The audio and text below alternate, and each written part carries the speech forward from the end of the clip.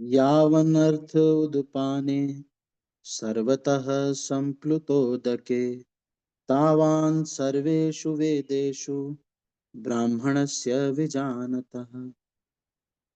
यावान अर्थ उदपाने सर्वतः सम्प्लुतोदके।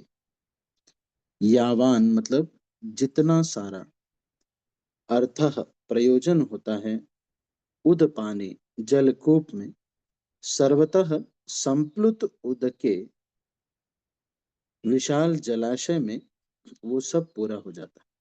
तावान उसी तरह सर्वेषु वेदेषु सारे वेदों सारे वेदों में ब्राह्मणस्य परब्रह्म को जानने वाले का विजानतः पूर्ण ज्ञानी का। एक छोटे से कूप का सारा कार्य एक विशाल जलाशय से तुरंत पूरा हो जाता है। इसी प्रकार वेदों वेदों के आंतरिक तात्पर्य जानने वाले को उनके सारे प्रयोजन सिद्ध हो जाते हैं।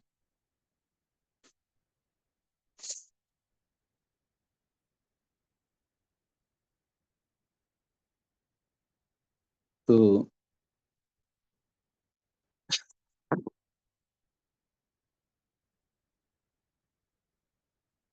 तात्पर्य, वेदों के कर्मकांड विभाग में वर्णित अनुष्ठानों एवं यज्ञों का ध्येय आत्म साक्षात्कार के क्रमिक विकास को प्रोत्साहित करना।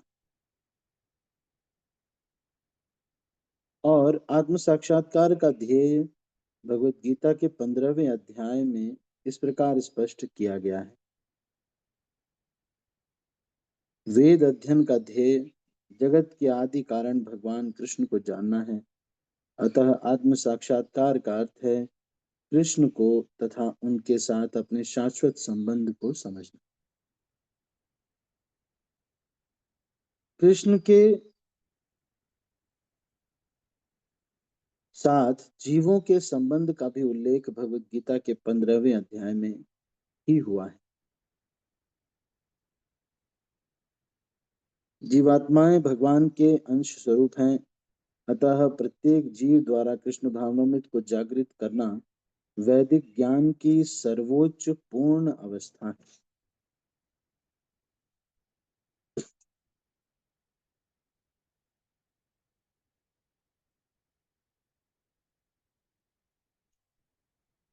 इसको आप ध्यान से सुनते रहिएगा, मैं इसके बाद फिर इस पर आधारित प्रश्न पूछूंगा। फिर से मैं इसको पढ़ रहा हूँ, आप ध्यान से इसको सुनिएगा ताकि आप इसके आधार पर प्रश्नों के उत्तर दे सकें। एक छोटे से कूप का सारा कार्य एक विशाल जलाशय से हो जाता है। उसी प्रकार वेदों के आंतरिक तात्पर्य जानने वाले को उनके सारे प्रयोजन सिद्ध हो जाते हैं। तात्पर्य, वेदों के कर्मकांड विभाग में वर्णित अनुष्ठानों एवं यज्ञों का ध्येय आत्म साक्षात्कार के क्रमिक विकास को प्रोत्साहित करना है। और आत्म साक्षात्कार का ध्येय भगवत गीता के 15वें अध्याय में इस प्रकार स्पष्ट किया गया है। वेद अध्ययन का ध्येय जगत के आदि कारण भगवान कृष्ण को जानना है। अतः आत्म साक्षात्कार का ध्येय का अर्थ है कृष्ण को तथा उनके साथ अपने शाश्वत संबंध को समझना।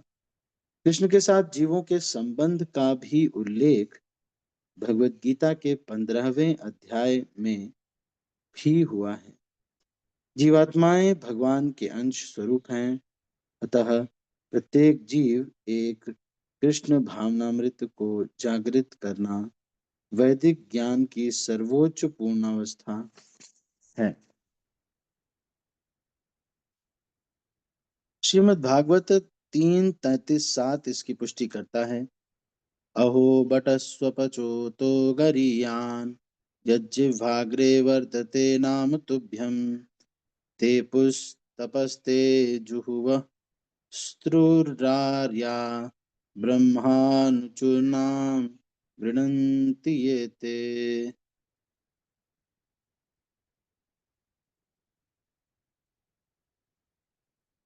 हे प्रभु, आपके पवित्र नाम का जप करने वाला भले ही चांडाल जैसे निम्न परिवार में क्यों न उत्पन्न हुआ हो, किंतु वह आत्म साक्षात्कार के सर्वोच्च पद पर स्थित होता है।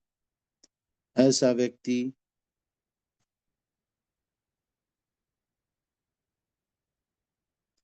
अवश्य ही वैदिक अनुष्ठानों के अनुसार सारी तपस्याएं संपन्न किए होता है और अनेकानेक बार तीर्थ स्थानों में स्नान करके वेदों का अध्ययन किया हुआ होता है।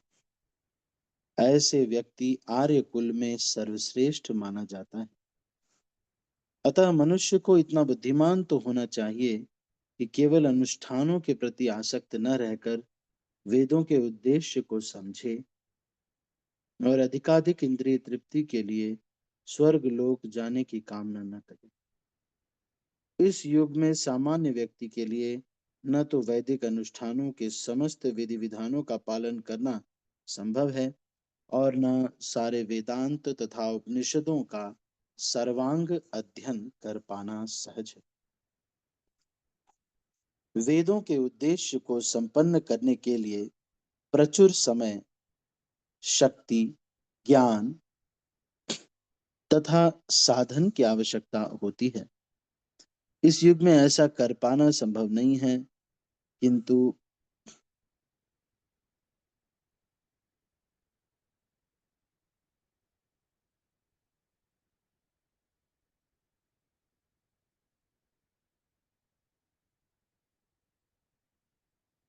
वैदिक संस्कृति का परम लक्ष्य भगवान नाम कीर्तन द्वारा प्राप्त हो जाता है, जिसकी संस्तुति पतित आत्माओं के उद्धारक भगवान चैतन्य द्वारा की गई। जब चैतन्य से महान वैदिक पंडित प्रकाशानंद सरस्वती ने पूछा कि आप वेदांत दर्शन का अध्ययन न करके एक भावुक की भांति पवित्र नाम का कीर्तन क्यों करते हैं, तो उन्होंने उत्तर दिया कि मेरे गुरु ने मुझे बड़ा मूर्ख समझकर भगवान कृष्ण के नाम का कीर्तन करने की आज्ञा दी। अतः उन्होंने ऐसा ही किया और वे पागल की भांति भावोन्मत्त हो गए। इस कलयुग में अधिकांश जनता मूर्ख है और वेदांत दर्शन समझ पाने के लिए पर्याप्त शिक्षित नहीं है। वेदांत दर्शन के परम उद्देश्य की पूर्ति भगवान के पवित्र नाम का कीर्तन करने से हो जाती है। वेदांत वैदिक ज्ञान की पराकाष्ठा है और वेदांत दर्शन के प्रणेता तथा ज्ञाता भगवान कृष्ण है। सबसे बड़ा वेदांती तो वह महात्मा है जो भगवान के पवित्र नाम का जप करने में आनंद लेता है। संपूर्ण वैदिक रहस्यवाद का यही चरम उद्देश्य है।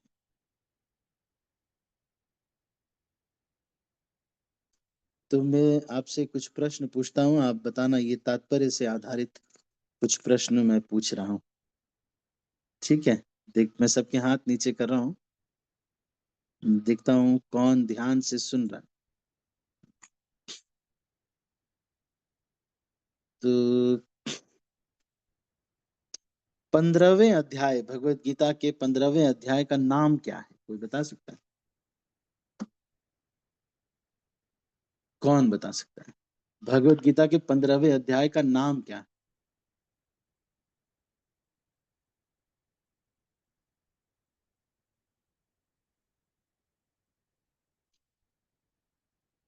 हरे कृष्णा प्रभु जी। एक मिनट रुक जाइए, रुक जाइए। और कोई, और भी कोई? हाथ उठाना है माता जी, इसमें ना हैंड रेज का ऑप्शन होता है, आप हैंड रेज कीजिए। तो क्योंकि आप, कई लोगों को पता ही होता है वैसे तो, लेकिन और कोई? बस दो डिवोटीज हैं। और कोई? तीन, तीन डिवोटीज।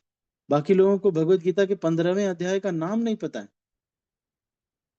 भगवत गीता के 15वें अध्याय का बस नाम बताना है। ओ कृष्ण, जया माता जी, अनिरुद्ध अनंत प्रभु, इतना रिसाइट किया है, आप लोग को पता होना चाहिए। लता मोरे माता जी, मंत्रेश्वर गोविंद प्रभु भैया इतने सीनियर डिवोटी हैं मंत्रेश्वर गोविंद प्रभु। भगवत गीता के 15वें अध्याय का नाम नहीं पता है, कैसे चलेगा काम? प्रभु जी 15वें अध्याय का नाम पुरुषोत्तम हाँ, योग। वही तो मैं कह रहा हूँ, बस रुक जाइए। ठीक है, सीमा माता जी, यस माता जी बताइए। हरे कृष्णा प्रभु जी। हरे कृष्णा। प्रभु जी मेरे को भी इतना तो नहीं होगा, लेकिन ध्यान में ये है कि पुरुषोत्तम योग है। अच्छा, हाँ जी। भूल जाते हैं प्रभु जी, हम बार बार कई बार रिपीट करते हैं, माइंड ऐसे है।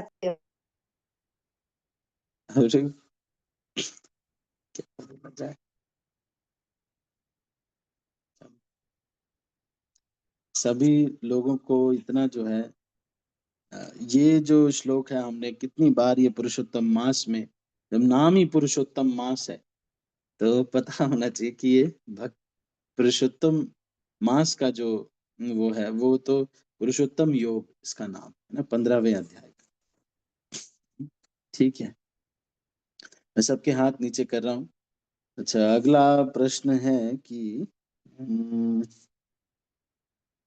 अच्छा, ये वेदों में, इस तात्पर्य के अनुसार वेदों में जो अनुष्ठान और यज्ञ हैं उनका ध्येय क्या है? बहुत सारे अनुष्ठान और यज्ञ बताए गए हैं, तो उनका ध्येय क्या है, उनका लक्ष्य क्या है? मनोज प्रभु जी, यस।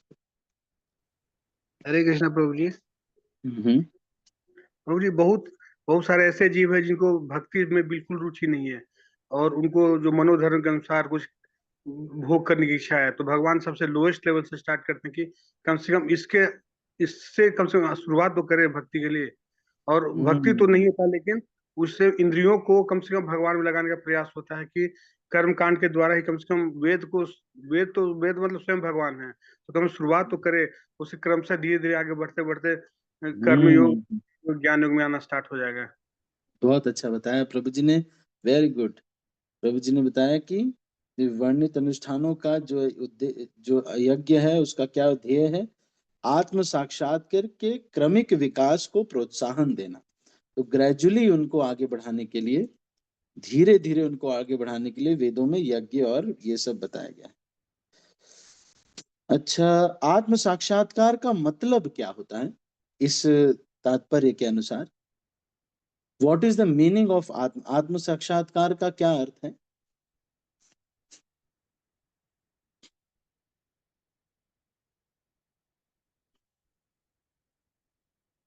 सीमा माता जी, यस माता जी। हरे कृष्णा प्रभु जी। प्रभु जी अपनी स्थिति जानना, जैसे जीवे रे स्वरूप है कृष्ण रे नित्य दास। ये तात्पर्य देखेंगे ना, तो इस हाँ जी। तात्पर्य में है, तात्पर्य में क्या आ रहा है? प्रभु जी कौन से तात्पर्य में? इस श्रीमद् भगवत गीता के दूसरे अध्याय के 46वें श्लोक के तात्पर्य में ओके तो क्या आ रहा है? देखिए, इसमें कह रहे हैं आत्म साक्षात्कार का अर्थ है कृष्ण को तथा उनके साथ अपने शाश्वत संबंध को समझना। ये है आत्म साक्षात्कार। अगर आपसे कोई पूछता है आत्म साक्षात्कार क्या है, तो ये बताना। ठीक ओके प्रभु जी, सॉरी। है। तो ये मैं तात्पर्य अभी पढ़ा ना, उसी में से मैं प्रश्न पूछ रहा हूँ।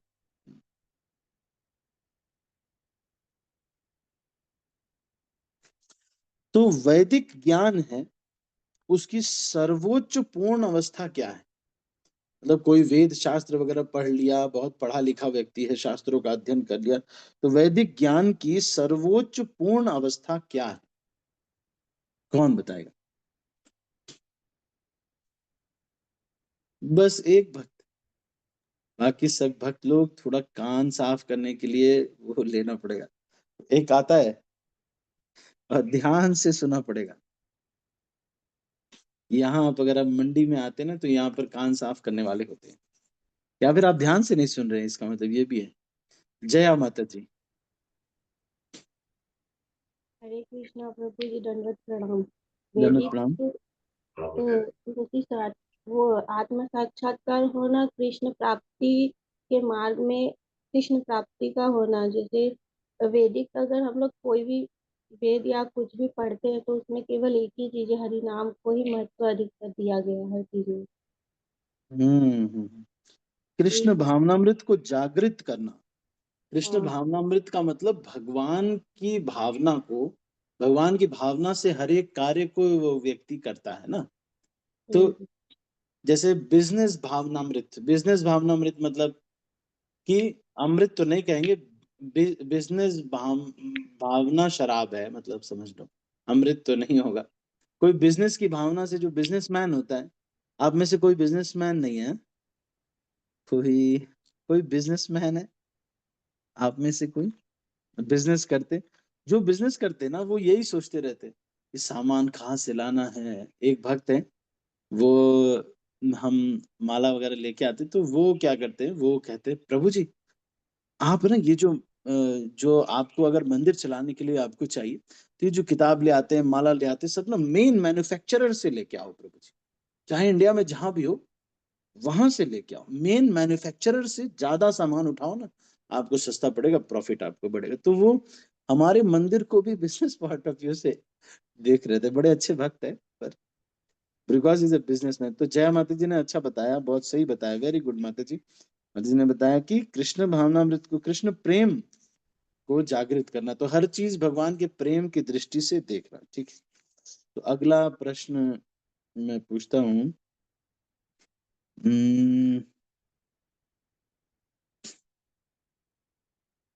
जो श्रीमद् भागवतम का एक श्लोक है जो आपके लिए होमवर्क है, ये याद करने लायक है।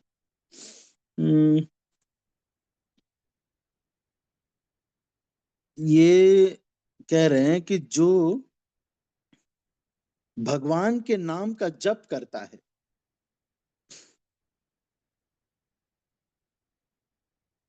वो किस पद पर स्थित होता है। तो यहाँ पे क्या कह रहे हैं, वो किस पद पर स्थित होता है? तो वो कह रहे हैं आत्म साक्षात्कार के सर्वोच्च पद पर स्थित होता है। तो बहुत सारे लोग आपको कुंभ मेले में दिखेंगे ना, लेकिन सबसे ऊंचा व्यक्ति कौन है? जो भगवान के नाम का जप कर रहा है। कौन सा श्लोक है ये? श्रीमद् भागवतम के 3:33-7 में क्या लिखा हुआ है?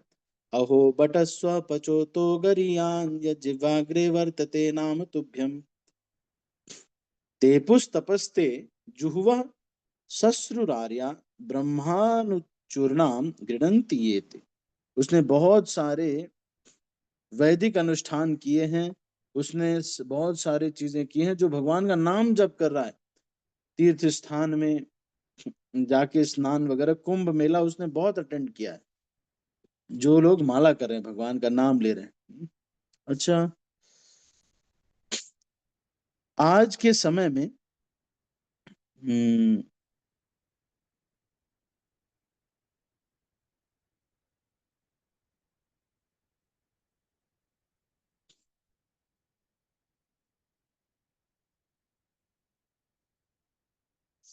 हरि कीर्तन करना या भगवान का नाम जप करना ये ही पॉसिबल है। बाकी चीजें, क्या क्या चीजें ऐसी हैं जो कि यही सबसे सर्वश्रेष्ठ है? बाकी चीजों में क्या समस्या है? बाकी क्या क्या चीजें नहीं कर सकते हैं? मान लो हरि नाम से ही भगवान की प्राप्ति करनी है, बाकी चीजों से क्यों नहीं हो सकती है भगवान की प्राप्ति? कलयुग में, आज के युग में, फिर से मेरा प्रश्न है, ध्यान से सुन रहे हैं ना? जब आप इसको बोलेंगे ना, तो भले आपको पता भी हो, जब आप बोलेंगे तो ये हृदय में जाएगा। ठीक है, बताइए माता जी, कौन बताएंगे? चलिए, अनम्यूट किया फिर म्यूट कर दिया। अच्छा, और कोई भक्त बताएंगे? कलयुग में यही भगवान का नाम जप करना यही सबसे श्रेष्ठ है।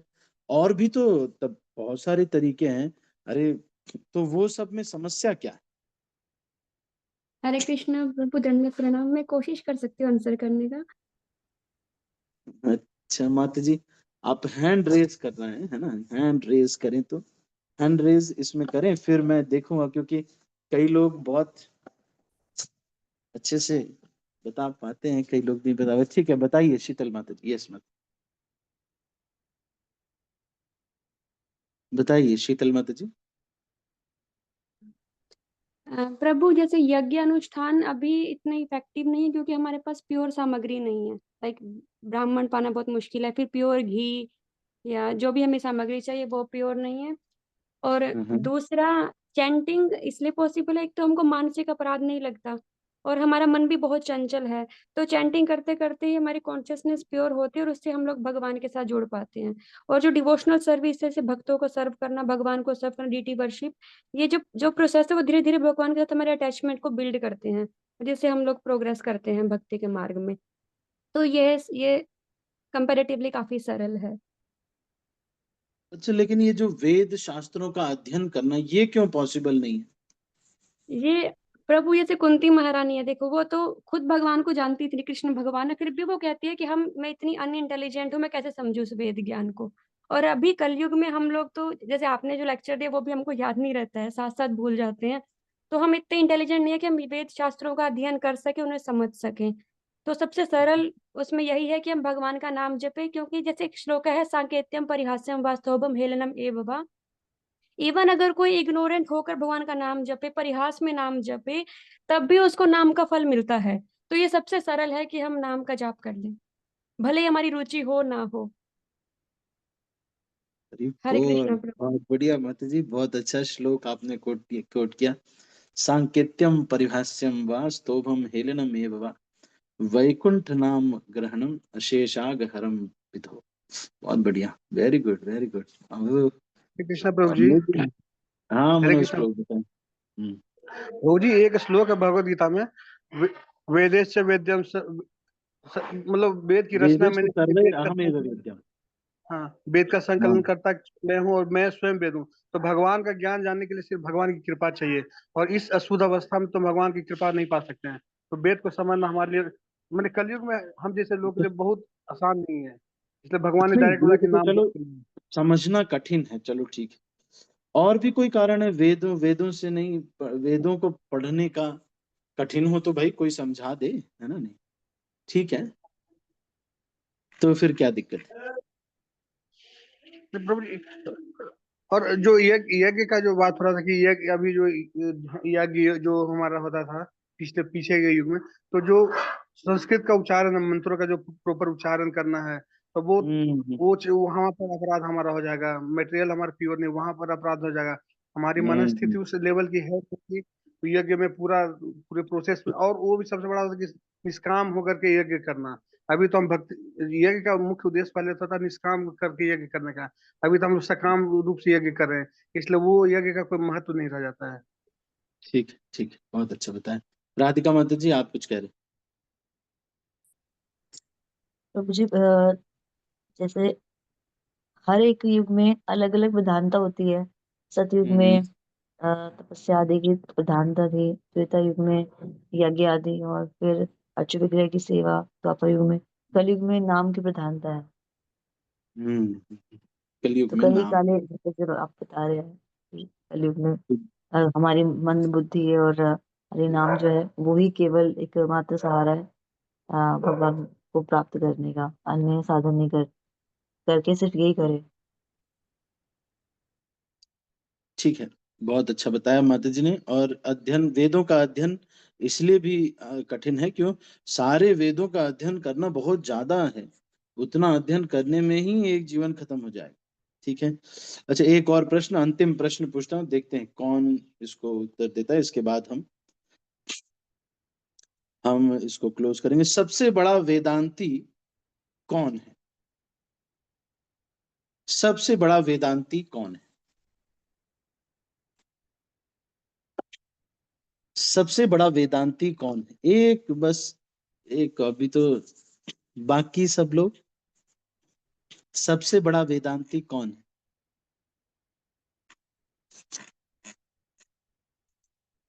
चलो सीमा माता जी, ठीक है, बताइए। हरे कृष्णा प्रभु जी।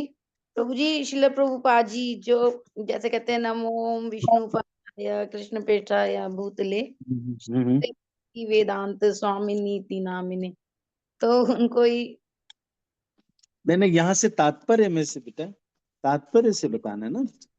तात्पर्य ओके प्रभु जी। मनोज प्रभु जी, यस प्रभु जी, सबसे बड़ा वेदांती कौन? हरे कृष्ण प्रभु जी। वेदांत का बहुत प्रकांड विद्वान है, वो बहुत बड़ा मतलब वेदांती है, वो कौन है? महर्षि वेद व्यास। नहीं नहीं, यहाँ तात्पर्य से बताना है, तात्पर्य में लिखा हुआ है। जया माता जी, जया माता जी, यस माता जी, सबसे बड़ा वेदांती कौन है? जो हरि कीर्तन प्रतिदिन करता हो, जिसके जीवा पे हरि नाम हो। वेरी बोल, वेरी गुड। तो यहाँ पे लिखा हुआ है कि जो भगवान के नाम के जप में आनंद लेता है, वो व्यक्ति सबसे बड़ा वेदांती है। ठीक है, तो अभी इसको यहीं पर समाप्त करते हैं, 7:30 बज गए हैं। अगर आपके मन में कोई प्रश्न है तो 2-4 मिनट हम ले सकते हैं।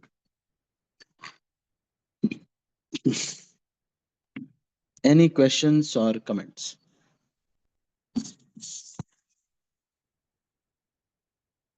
तो आज जो चर्चा हमने की, सबसे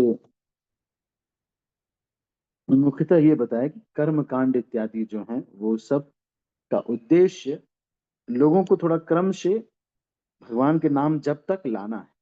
तो जो व्यक्ति भगवान का नाम का जप कर रहा है, वो उसने बहुत पिछले जन्म में बहुत यज्ञ कुंभ स्नान खूब सारा खूब किया होगा, तभी वो आज बीट बैग लेकर के लटका करके घूम रहा है। और सर्वोच्च पूर्ण अवस्था अगर आत्म साक्षात्कार की है तो वो ये है कि उसी के अंदर कृष्ण भावना जागृत हो जाए। और आत्म साक्षात्कार का मतलब ये है कि कृष्ण को जानना, उनके साथ अपने संबंध को जानना। और वेद इत्यादि क्यों नहीं कर सकते, और सबसे बड़ा वेदांति सीमा माता जी, यस माता जी।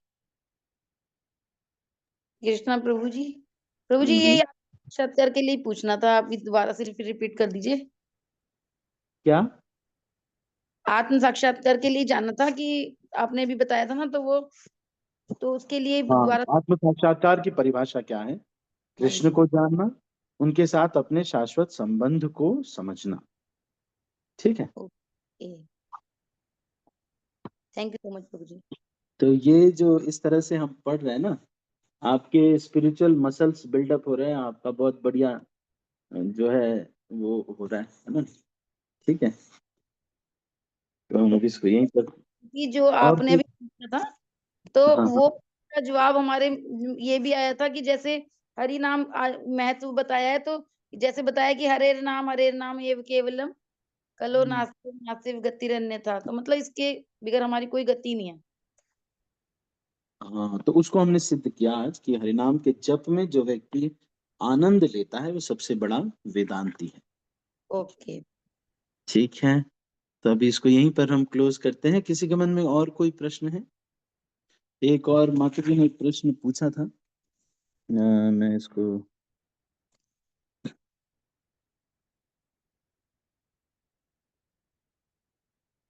ये माता जी पूछ रहे थे कि परीक्षित महाराज ने कलयुग की रिक्वेस्ट पे उनको 5 जगह दी, झूठ, मदिरा, अवैध स्त्री संग और हिंसा। तो अंतिम जो है सोना बोला।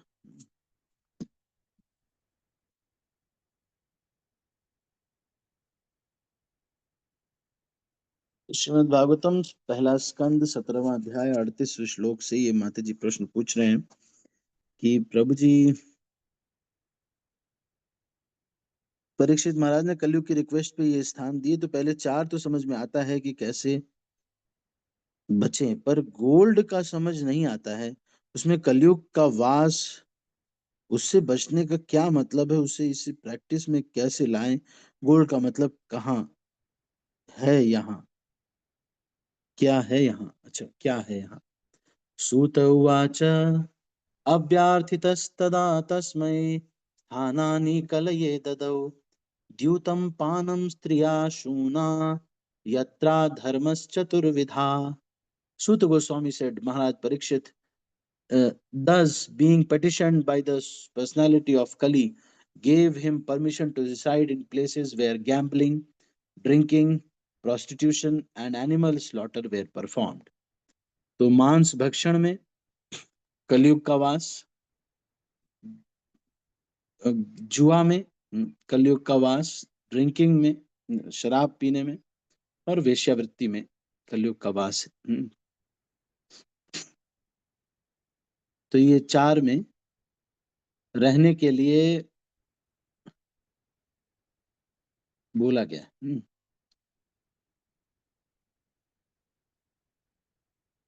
नेक्स्ट श्लोक है प्रभु, इससे 39 श्लोक, जिसमें कलयुग फिर उनसे एक जगह मांगता है, क्योंकि कहता है कि आपके राज्य में तो ये सब चीजें नहीं है। तो फिर 39 श्लोक में परीक्षित महाराज उनको सोना में अलाउड करते हैं रहने के लिए। अच्छा,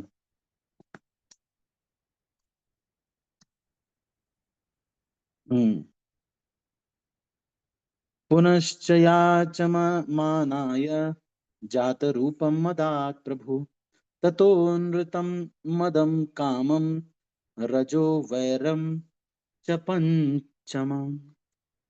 The personality of Kali asked for something more, and because of his begging, the king gave him permission to live where there is gold. Because wherever there is gold, there is no also falsity, intoxication, lust, envy, and enmity.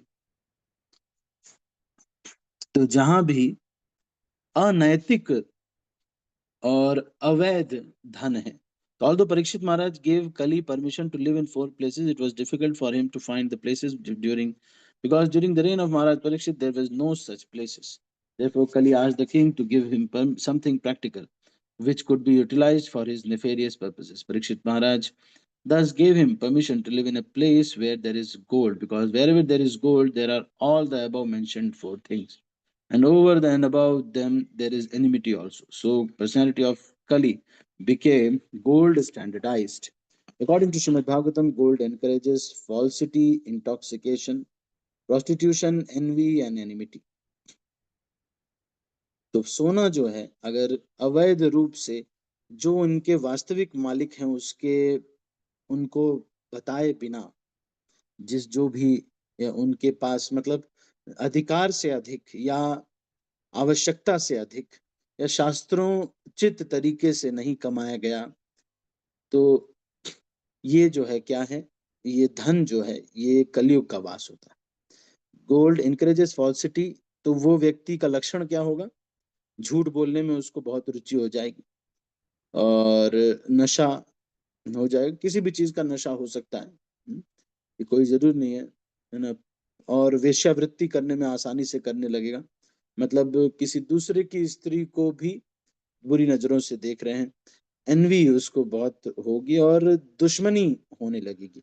ये सब अवैध धन, अवैध धन का मतलब है पहला चीज कि जिसका है उसको नहीं पता है, और अधिकार हमारे अधिकार का नहीं है, या फिर अनैतिक तरीके से कमाया गया है। तो ऐसा जो भी धन है उसमें ये चीजें कलयुग निवास करता है। अनैतिक तरीके से कमाया गया धन, अनैतिक तरीके से मतलब नीति, जो सामान्य जो नीति है, सामाजिक जो नीति है, जिसमें जिसका अगर गवर्नमेंट को पता चल जाए या सच में किसी को भी पता चल जाए तो उसमें कुछ जुर्माना आपको होगा या कुछ होगा, जिससे पता चल सामान्य नीति में जो है उस तरह से अनैतिक तरीके से कमाया गया धन, या फिर हमारे अधिकार में का नहीं है वो धन। तो जैसे जुए में कोई धन कमाता है तो इसमें आपकी मेहनत का पारितोषिक नहीं है, आपने मेहनत नहीं किया पर वो धन मिल रहा है आप, तो वो जो धन है वो क्या है, वो हमको फिर वो जो है झूठ बोलना अपने आप मन करेगा, झूठ बोल देते हैं। फिर नशा, किसी किसी चीज का नशा हो जाएगा, ये जरूरी नहीं कि वो ये कि इसी का नशा, किसी को पकौड़ों का भी नशा हो जाता है। फिर वेश्यावृत्ति करने का मन, मतलब वेश्यावृत्ति का मतलब एक हो गया है, विवाह है लेकिन फिर पत्नी नहीं है, तो फिर लगता है चलो थोड़ा इनसे भी बात कर लेते, बात करने में या थोड़ी आंखें सेक लेने में क्या ही जाता है। तो ये सब वृत्ति एक व्यक्ति के मन में आती है तब जब वो व्यक्ति अनैतिक धन कमा रहा है अनैतिक तरीके से, या फिर जिस धन के लिए वो मेहनत नहीं कर रहा उसका उसको मिल रहा है, या फिर उसका अधिकार नहीं है, वो धन जो है उसको प्राप्त हो रहा है। जलन उसको अपने आप होने लगेगी, पता बहुत जल्दी ही उसको जलन होने लगी। कोई भी थोड़ा सा भी किसी का अच्छा देखेगा उसको लगेगा चलो अब ये ना बुरा लगेगा उसको। और एनिमिटी का मतलब दुश्मनी उससे होने लगी। Even a gold standard exchange and currency is bad. Gold standard currency is based on falsehood because the currency is not on a par with the reserved gold. The basic principle is falsity because currency notes are issued in value beyond that of actual reserved gold. This artificial inflation of currency by the authorities encourages prostitution of the state of economy. The price of commodities becomes artificially inflated because of the bad money and artificial currency notes. Bad money derives away good money. Instead of paper currency, actual gold coins should be used for exchange, and this will stop prostitution of gold. Gold ornaments for women may be allowed by control, not by quality but by quantity. This will discourage lust, envy, and enmity. When there is actual gold currency in the form of coins, the influence of gold in producing falsity, prostitution, etc., will automatically cease. There will be no need of an anti corruption ministry for another term of prostitution and falsity of purpose. तो माता जी आप थोड़ा समझ पाए ना क्या इसका मतलब है? हाँ जी प्रभु जी, गोल्ड लाइक का जो मतलब भी धन है, जो मतलब हमने अनैतिक तरीके से कमाया, वो सब कुछ इसमें इंक्लूड होगा। ठीक है, थैंक यू। अनैतिक तरीके से कमाया गया धन और हमारे अधिकार नहीं है उसका उस पर। जैसे मान लीजिए कि हम ये धन है हमने कमाया, लेकिन इस धन में बहुत सारे लोगों का अंश है।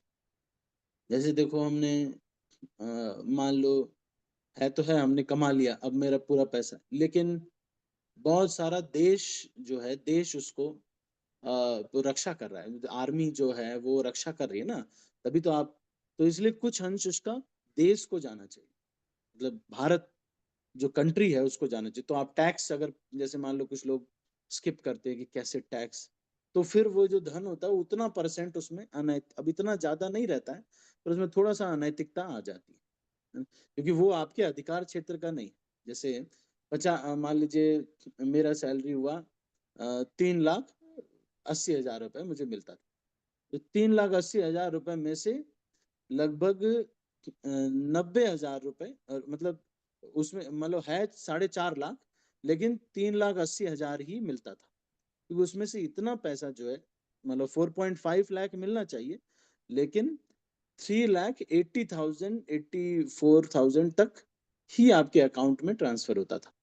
तो बाकी पूरा पैसा क्या है वो इन्होंने ये वो सब कट जाता है ना, नहीं तो वो अब जैसे इंद्र देव है, देवी देवता है, तो उनका हमने कुछ अंश तो निकाल, हम तो यूज कर रहे हैं अपना, तो उसके लिए हमको क्या करना चाहिए, हमको इस प्रकार का यज्ञ करना चाहिए, हरिनाम कीर्तन करवाना चाहिए, ये जो वास्तविक यज्ञ है। तो उस यज्ञ से फिर उस यज्ञ से हरि संकीर्तन करवा करके या प्रसादम करवा के वो जो यज्ञ करते हैं उससे फिर देवताओं को वो सब, क्योंकि हम बारिश यूज कर रहे हैं भाई, उसी पानी से सारा रिप्लेनिश हो रहा है ना, तो हमारा अधिकार बहुत ही, इसीलिए श्रील प्रभुपाद ने इसको सिस्टम बनाया कमाने का, आधा पैसा भगवान के प्रचार में डालना, लेकिन बहुत मुश्किल होता है, लेकिन इसलिए बना दिया सिस्टम क्योंकि सारा अंश बहुत सारा है, तो प्रचार में एक बार भगवान के लिए चला गया तो सारा ही फिर वो सारा जो है भगवान जो है इसको सारा वो कर देते। तो ये है वैसे तो, लेकिन इसका मतलब अब इतना कभी नहीं कर पाते हैं, अभी नहीं कर पाते, तो इतना हम, पर ये है कि समझ हमको ऐसी होनी चाहिए, है ना शीतल माता जी। तो एनीथिंग विच इज अधिकार क्षेत्र, हमारे अधिकार जितना है उतना, और दूसरा है अनैतिक तरीके से कमाया गया था। ठीक है, तो अभी इसको बहुत समय हो गया, हम इसको अभी यहीं पर क्लोज करते हैं। आप सभी का बहुत बहुत धन्यवाद। हरे कृष्णा। श्रील प्रभुपाद की जय, गौर भक्त वृंद की जय। मैं सब भक्तों को अनम्यूट कर रहा हूँ और फिर इस मीटिंग को क्लोज कर रहा हूँ। हरे कृष्ण। हरे कृष्णा प्रभु जी दंडवत हरे प्रणाम। कृष्ण प्रभु जी दंडवत प्रणाम। ये नाम हरे हरे कृष्ण कृष्ण प्रभु जी दंडवत प्रणाम। हरे कृष्ण प्रभु जी दंडवत प्रणाम। हरे कृष्णा प्रभु जी दंडवत प्रणाम। हरे कृष्णा प्रभु जी दंडवत प्रणाम। हरे कृष्ण।